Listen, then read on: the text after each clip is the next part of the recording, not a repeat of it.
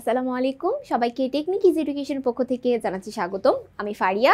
আজ আলোচনা করব তথ্য ও যোগাযোগ প্রযুক্তির পঞ্চম অধ্যায় নিয়ে। অধ্যায়ের নাম মাল্টিমিডিয়া ও গ্রাফিক্স। আমাদের আজকে মাল্টিমিডিয়া ও গ্রাফিক্সের বেসিক কনসেপ্ট নিয়ে আজ আমরা আলোচনা করব এবং তার প্রবাহ চিত্র দেখব। তো চলো দেখা যাক। এই অধ্যায়টিকে দুটি ভাগে বিভক্ত করা হয়েছে, মাল্টিমিডিয়া একটি পার্ট অ্যান্ড গ্রাফিক্স একটি পার্ট।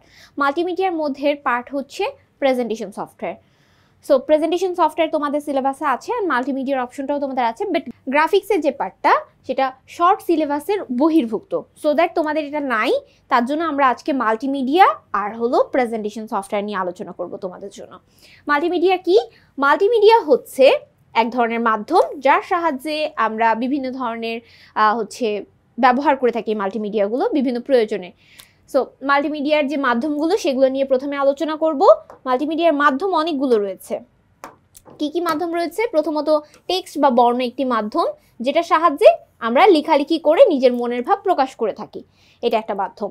তারপর হচ্ছে চিত্র ও গ্রাফিক্স। চিত্র ও গ্রাফিক্সের সাহায্যেও কিন্তু আমরা বিভিন্ন জিনিস বুঝে থাকি। যেমন একটা চিত্র দেখে তুমি বুঝতে পারবে যে চিত্রের মধ্যে কি বোঝানো হয়েছে, বা একটা মানুষের মনের ভাব প্রকাশ করার ক্ষেত্রে সে চিত্র এঁকে মনের ভাব প্রকাশ করতে পারে, তাহলে এটার মাধ্যমেও আমরা নিজেকে প্রকাশ করে থাকি। এরপর হচ্ছে শব্দ। শব্দের মাধ্যমে কিন্তু আমরা নিজের মনের ভাব প্রকাশ করি। যেমন আমি এখন কথা বলে তোমাদের পড়াটি বুঝাচ্ছি, তার মানে হচ্ছে শব্দ একটি মাধ্যম। ভিডিও, আমরা বিভিন্ন ধরনের ভিডিও দেখি। এই যে যেমন আমাদের টেকনিক ইজ এডুকেশন অনেক ভিডিও রয়েছে যেখানে তোমাদের অনেক উপকারী জ্ঞান দেওয়া হয় এবং প্রত্যেকটা সাবজেক্টে সুন্দর করে বুঝিয়ে পড়ানো হয়। এই ভিডিওর সাহায্যে কিন্তু তোমরা অনেক উপকৃত হচ্ছে। এটাও একটা মাধ্যম যেটা হচ্ছে পড়াশোনা করার জন্য আমরা এটা ব্যবহার করছি। তারপর অ্যানিমেশন, বিভিন্ন ধরনের অ্যানিমেটেড আমরা কার্টুন দেখি বা অ্যানিমেশন দেখি যার সাহায্যে আমরা বুঝতে পারি তার ক্যারেক্টার, বা যেমন ধরো ডোরেমনের কথা বলি। ডোরেমন একটা ক্যারেক্টার, যেটা একটা কার্টুন, যে কার্টুনের মধ্যে সে তার ক্যারেক্টার কেমন বা সে কী ধরনের আচরণ করে সেটা আমরা দেখেই, ওই কার্টুনটা দেখেই বুঝতে পারি, কারণ এটা আমরা সম্পর্কে জানি। তাই তার মানে এটাও একটা মাধ্যম প্রকাশ করার কোনো কিছু।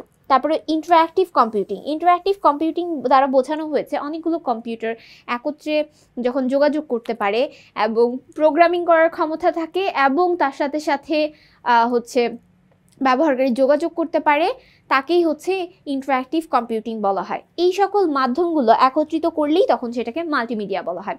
মাল্টি মানে অনেক, মিডিয়া মানে মাধ্যম, অর্থাৎ অনেকগুলো মাধ্যম একত্রিত করাকেই মাল্টিমিডিয়া বলা হয়। আশা করি মাল্টিমিডিয়া কি তোমরা বুঝতে পেরেছো। এই মাল্টিমিডিয়ার অনেক দিক থেকে ব্যবহার করা হয়। যেমন শিক্ষায় উপাদান হিসাবে বা উপকরণ হিসাবে আমরা খুব বেশি মাল্টিমিডিয়ার ব্যবহার করে থাকি। মাল্টিমিডিয়া বিভিন্ন সফটওয়্যার রয়েছে, যেমন আমাদের বাংলাদেশ ৭১, অবসর, বিশ্বকোষ, নামাচ্ছি,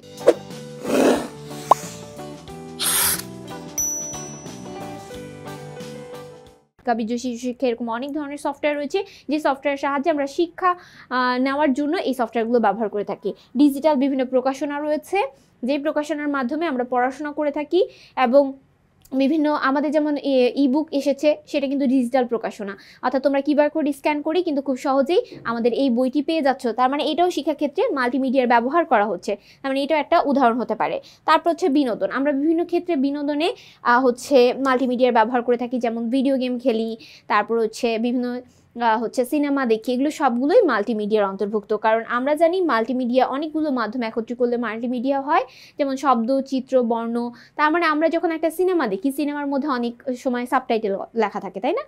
অর্থাৎ ইংরেজি কোনো সিনেমা হলে বা ইংলিশ কোনো মুভি হলে সেটার সাবটাইটেল থাকে বাংলায়, বা বাংলায় কোনো মুভি হলে সেটা ইংলিশে অনেক জায়গায় সাবটাইটেল থাকে। তারপরে সেখানে তো অবশ্যই ভিডিও থাকবেই।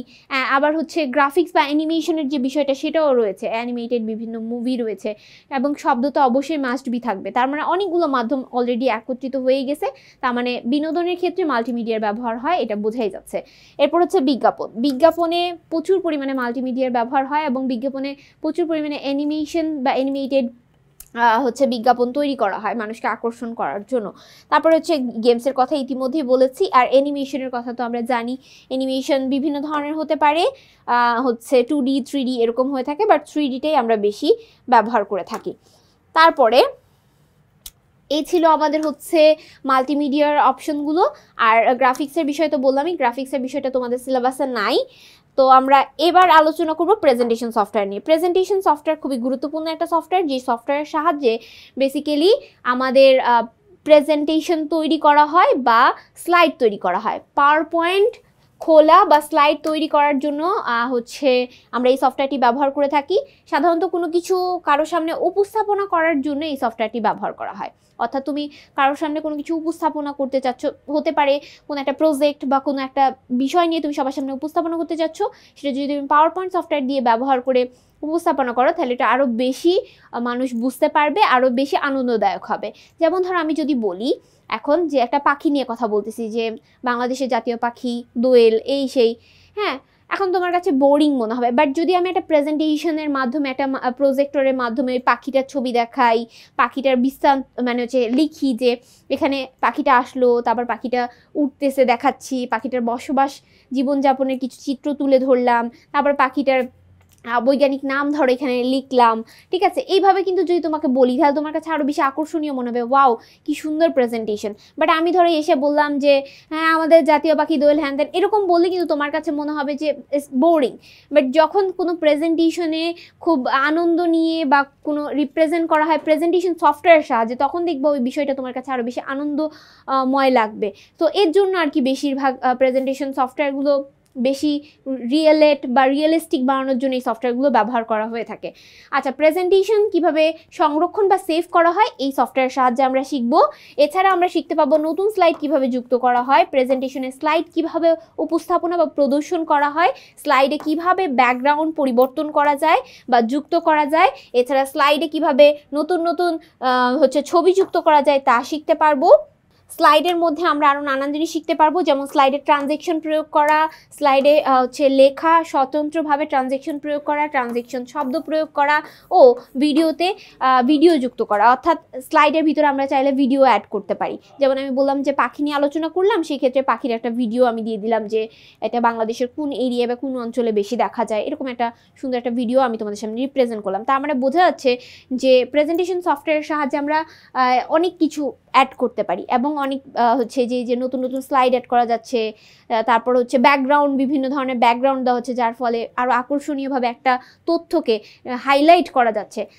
তো এর জন্য আমরা এই সফটওয়্যারটা বেশি ব্যবহার করে থাকি, আর এটা খুবই গুরুত্বপূর্ণ। এটা বিভিন্ন ক্ষেত্রে, শিক্ষাক্ষেত্রে, গবেষণা ক্ষেত্রে আর বিভিন্ন জায়গায় এটা খুব বেশি ব্যবহার করা হয়। আজ আমরা মাল্টিমিডিয়া নিয়ে আলোচনা করলাম ও গ্রাফিক্স নিয়ে আলোচনা করলাম। আশা করি তোমরা এই পর্বটি বুঝতে পেরেছো। পরবর্তী পর্বে আবারও দেখা হবে। আজ এই পর্যন্তই। আসসালামু আলাইকুম রহমতুল্লাহি ওয়া বারাকাতুহু।